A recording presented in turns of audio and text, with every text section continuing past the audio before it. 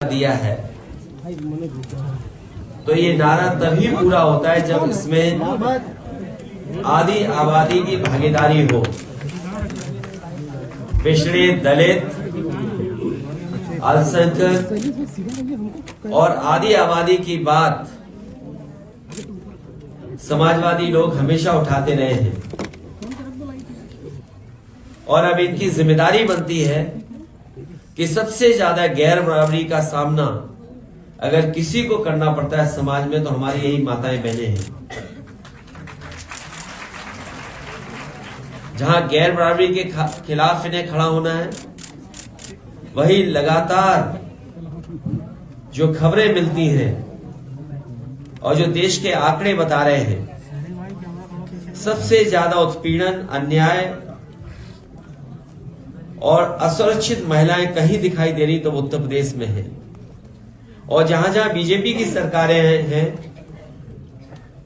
वहां सबसे ज्यादा माताएं बहनें असुरक्षित हैं।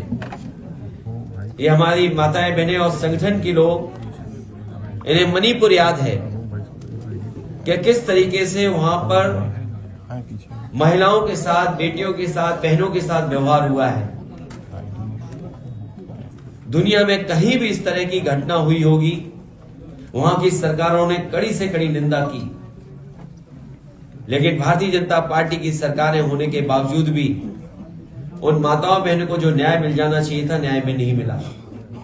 इसी उत्तर प्रदेश में हमने और आपने देखा, एक मां बेटी न्याय के लिए अपनी आवाज उठाती रही और सरकार का बुलडोजर रुका नहीं। उस सरकार के बुलडोजर ने उनके घर में आग लगा दी और उन दोनों की मां बेटियों की जान चली गई। और हर दिन अखबारों में महिला उत्पीड़न की कहीं न कहीं घटना सुनने को मिलती है। जितना सेंसिटिव सरकार को होना चाहिए था, सरकार सेंसिटिव नहीं दिखाई दे रही है, केवल वो नारों में दिखाई दे रही है। अगर नारी सम्मान बचाना है तो हम सबको मिलकर के भारतीय जनता पार्टी को उत्तर प्रदेश से हटाना होगा। समाजवादियों ने अपनी हमारा बर्थडे गिफ्ट है, तो क्या बीजेपी में नजदीकियां बढ़ रही, बीजेपी तो ऐसा दावा कर रही है।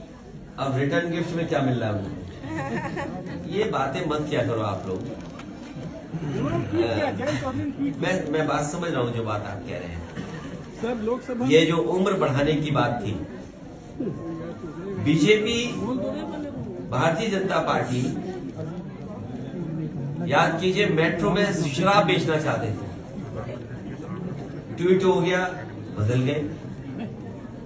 उम्र को लेकर के पूरे प्रदेश के नौजवान आक्रोशित थे।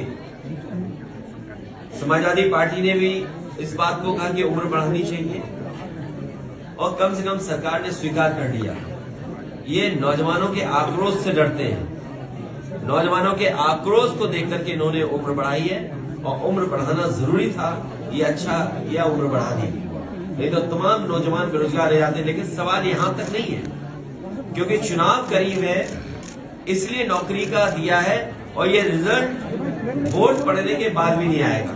इसलिए प्रेस के लोगों को मैं धन्यवाद देता हूं, अपने पूरे संगठन की महिलाओं का धन्यवाद देता हूं।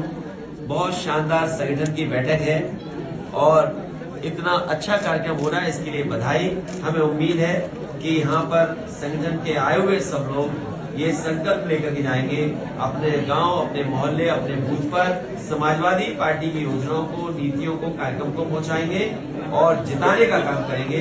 मैं इन सभी महिला संगठन के पदाधिकारियों का, सदस्यों का बहुत बहुत धन्यवाद और बधाई देता हूँ। अखिलेश जी, आप SMS